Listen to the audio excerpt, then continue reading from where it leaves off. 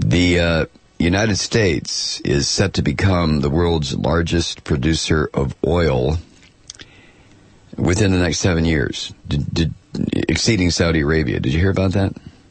Huh? And the reason we are going to be number one is because of new exploration techniques, or technologies, I should say, which are being used to help find this stuff that is going to smother the planet. Now, that's what the International Energy Agency, the IEA, not to be confused with the International Atomic Energy Agency, IAEA. The International Energy Agency is different, but they're the ones that made this forecast. They produce a report every so often called the World Energy Outlook, and the IEA also predicted that greater oil and natural gas production, as well as more efficient use of energy, will allow the United States, which we now import about 20% of our energy needs, we will become self-sufficient around 2035. And the IEA said in its report, quote, "This is a dramatic reversal of the trend seen in most other energy importing countries. Energy development in the United States are profound, and their effects will be felt well beyond North America and the energy sector." At Tom Dispatch today, Tom points out that climate change is getting scarier by the week. And Tom writes, in this all-American year, record wildfires, record temperatures in the continental U.S., an endless summer, a fierce drought that still won't go away, the Frankenstorm Sandy, everything, all of it, all descended on us. And these billion-dollar, in terms of damage, weather events are increasingly dime a dozen affairs.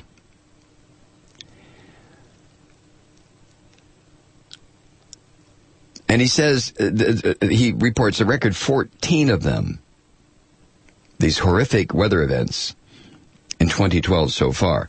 So is a linked phenomenon, Tom writes, the continuing rise in the volume of greenhouse gases, especially carbon dioxide, especially from burning fossil fuels that get pumped into the atmosphere. And the latest figures from 2011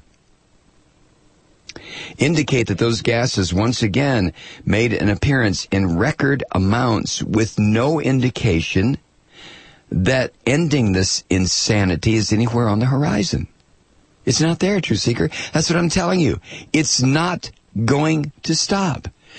Capitalism will continue to generate miles and miles and miles of rope that we loop around our necks and collectively hang ourselves until there's nobody left to pull the trapdoor cord. This is the way capitalism works. I mean, why don't the smart people, not me, not you, but the really smart people that run this goddamn planet, understand that? Or maybe they do, and they just don't care.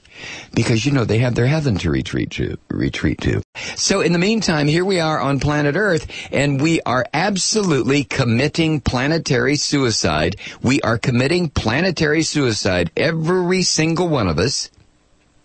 I will do it. I will add to it tomorrow morning. I will, when I get up and I turn up the thermostat just a little bit up to 68 degrees in this cold house, and I feel it click on, and I think to myself, you know what you're burning? Natural gas. You know what you're doing to the atmosphere, don't you, Malloy? Well, I'm not doing as bad as India. We're not going to stop this.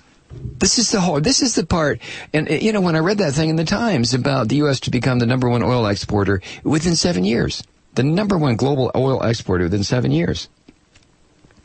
After the import of that story sunk in, it occurred to me, with capitalism running the planet, and with the United States being the breeding nest of the most predatory, destructive capitalism. And all of a sudden, we are being told that we are going to become the number one global executioner. There's no stopping it because there's money. Lots of money.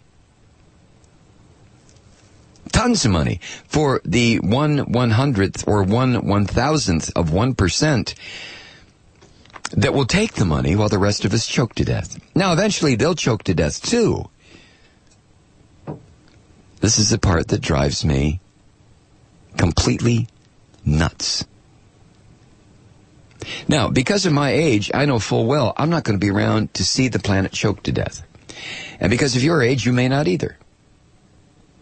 But your grandchildren will, or your children, or your nieces and nephews, or some of your cousins. Or if you're 30 and you're thinking about having kids, and keep in mind, I don't give a goddamn if you're gay or straight. This had nothing to do with orientation. I'm talking about having children, which is a biological imperative. It doesn't make any difference what your sexual orientation is. If you're thinking of having children, you are condemning them to choke to death.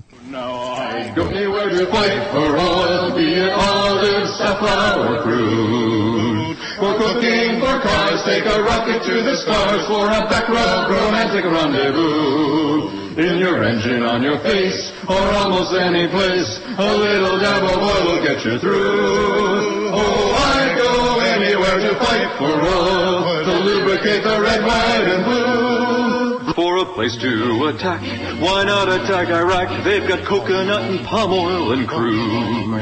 They invaded Kuwait, so let's not hesitate. We can blow up a country or two. If it's oil or it's grease, we don't have time for peace. Waging war is what we want to do. Oh, I'd go anywhere to fight for